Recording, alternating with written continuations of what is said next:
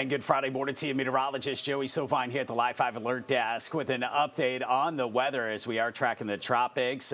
Two systems out there. One has developed already. That is Hurricane Umberto. But the one that we're concerned about, not Umberto, but it may actually play into where this storm system goes over time. Let's go into what's going on here as we take a look at the tropical satellite imagery. And we have two distinct areas that we are watching this morning. There's Umberto, stands out, a Category 1 hurricane. That's over the open Atlantic. It's his second area of disturbed weather where you see the oranges and the reds and even some pinks indicating some cold cloud tops associated with some strong thunderstorms that stretch from the Dominican Republic, even south of there into the Caribbean, and then up all the way to the eastern tip of Cuba. So that's a broad area we're watching. Now, Umberto, just to get you up to speed, is a Category 1 hurricane. Now, this is going to be the stronger of the two systems, also the bigger of the two systems. Thankfully, that is the one that is expected to stay away a major hurricane. You can see that curve out to sea that we like to see out of these storms. However, this one marked by the X, that's where the disturbance is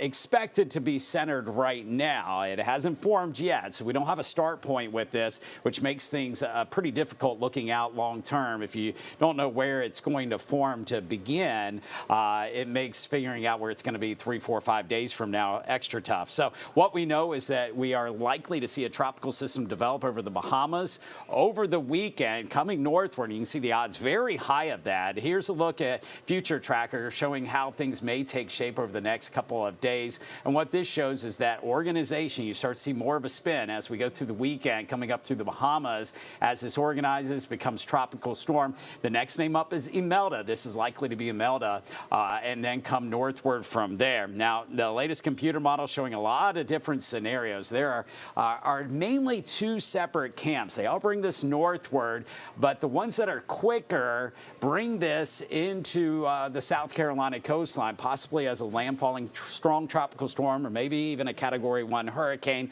That is far from a guarantee at this point in time. There's a second camp of models that are showing this stalling off the coast and then perhaps following Umberto out to sea, kind of hanging this storm system up right there off of our coast. It's a very complicated weather setup. This is one of the computer models. This is the one that brings this onshore as we go into Monday evening, perhaps as a landfalling tropical system, and then pushes it inland.